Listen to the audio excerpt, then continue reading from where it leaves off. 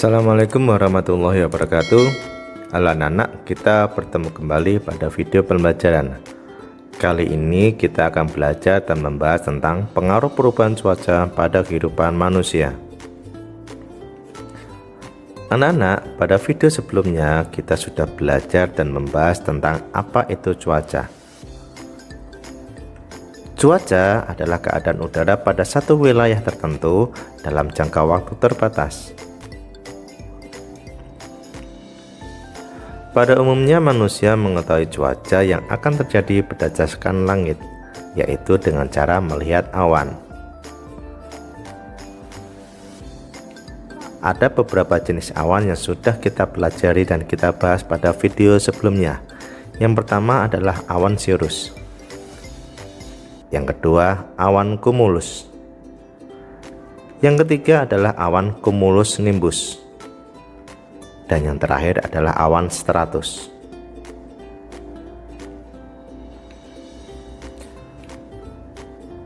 Anak-anak, apa saja pengaruh cuaca pada kehidupan manusia sehari-hari?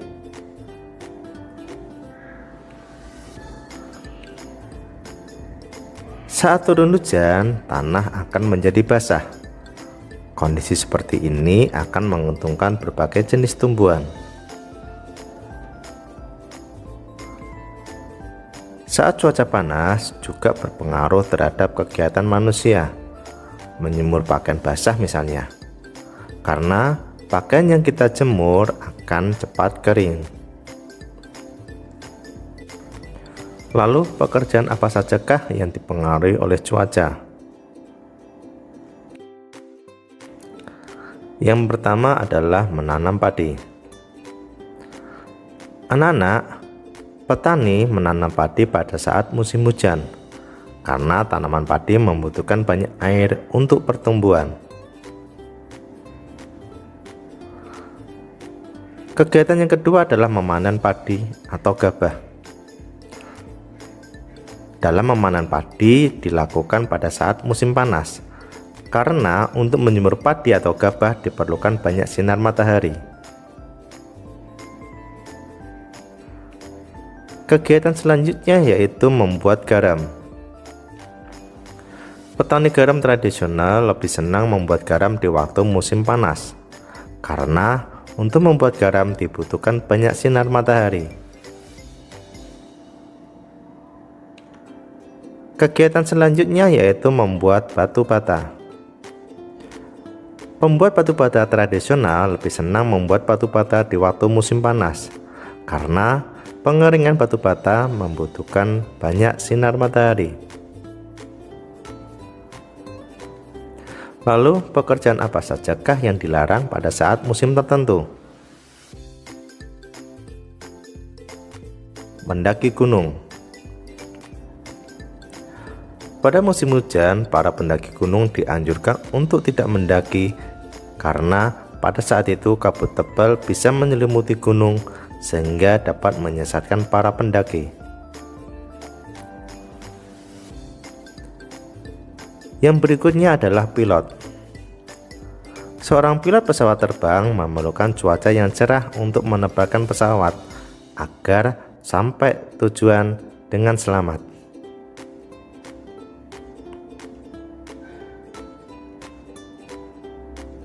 Lalu, apakah benar cuaca juga mempengaruhi pakaian yang kita kenakan? Saat cuaca panas, tubuh kita memakai pakaian yang tipis dan tidak tebal, serta dapat menyerap keringat. Saat musim dingin atau musim salju, karena suhu udara dingin, maka kita hendaknya memakai pakaian tebal agar tubuh kita tidak kedinginan.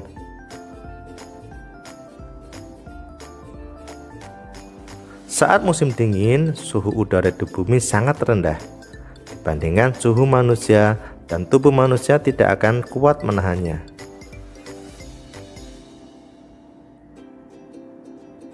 Untuk mengatasi hawa dingin tersebut, manusia memakai pakaian yang sangat tebal. Biasanya pakaian tersebut terbuat dari wol.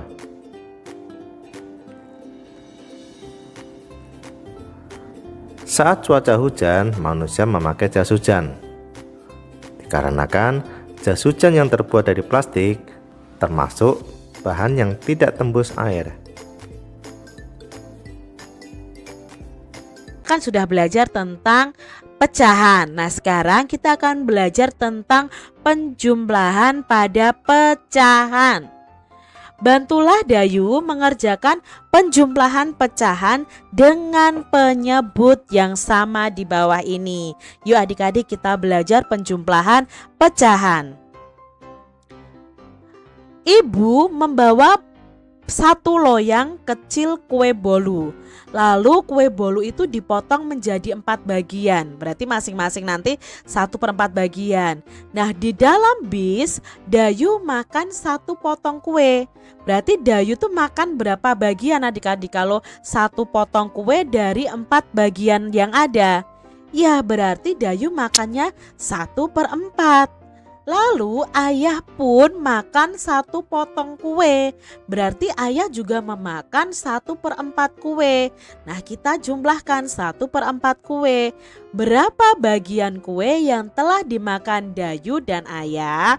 Maka kita jumlahkan di sini. Ini yang dimakan Dayu 1/4, ini yang dimakan ayah. Nah, untuk mengerjakannya kita lihat dulu penyebutnya. Karena penyebutnya itu harus sama adik-adik.